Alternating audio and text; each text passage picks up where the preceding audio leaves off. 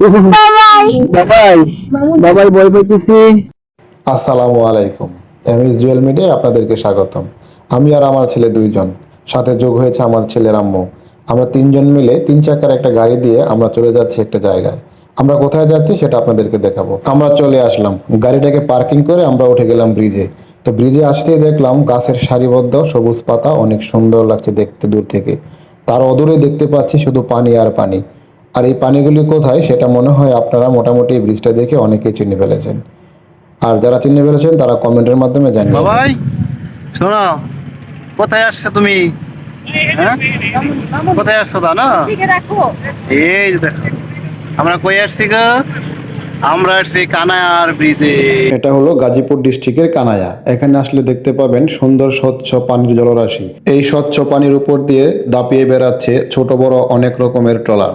আপনি এখানে 1 ঘন্টা যদি চলেন তাহলে 500 থেকে 600 টাকা গুনতে হবে আপনার ছোট ছোট যে নৌকাগুলি আছে সেই নৌকাগুলি, এবং 50 টাকা পার পিস করে যেতে পারবেন বড় বড় ট্রলার দিয়ে। ছোট নৌকাগুলি দিয়ে আপনি এখানে ঘুরতে পারবেন। আপনাকে দিতে হবে 500 থেকে 600 টাকা প্রতি ঘন্টা। আপনি এখানে ইচ্ছে করলে 30 মিনিটও নিতে পারবেন। এই নৌকাগুলি দিয়ে মজার ঘোরাই আলাদা। আপনি ইচ্ছে করলে এখান থেকে শাপলা ফুল তুলতে পারবেন, এবং সকালবেলা আসলে ফুটন্ত শাপলা তুলতে পারবেন। আমরা একটি ছোট নৌকা নিয়েছিলাম 250 টাকা দিয়ে 30 মিনিটের জন্য। আমি আর আমার ছেলে নৌকার বাহিরে সুন্দরভাবে দাঁড়িয়ে একটু ভিডিও করতেছিলাম। তবে আমার ছেলে প্রথমত অবস্থায় যখন নৌকায় উঠলো খুব ভয় পাইলো এবং কান্না করতে থাকলো।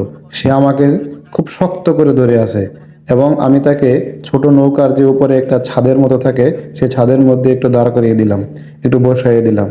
তবে আমাদের নৌকার যে মাঝি মামা ছিল সে ছিল অনেক ভালো। আমরা তিনজন মিলে নৌকার সামনের অংশটা একটু দাঁড়ালাম এবং দেখতে লাগলাম সামনের যে সুন্দর ভিউগুলি।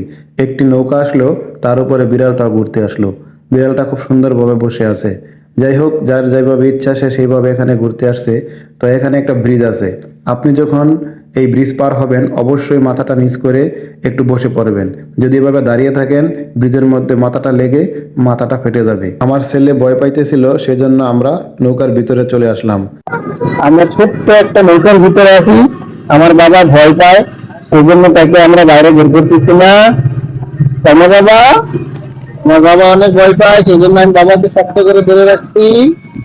তাই আমরা ছোট্ট নৌকা নিয়েছি একটা, এবং পানিতে অনেক ঢেউ আছে। তাই না বাবা? যে নৌকা ঢেউ খাচ্ছে, ও অনেক মজা লাগছে, কিন্তু আমরা আমার ছেলের জন্য ভয় করতেছি, চুপটি করে বসে আছি। আর এখানে আমার ছেলের আম্মু ওই যে দাঁড়ায় আছে পিছনে, আর বাদি মামা নৌকা বাচ্ছে বিকালে বাতাস।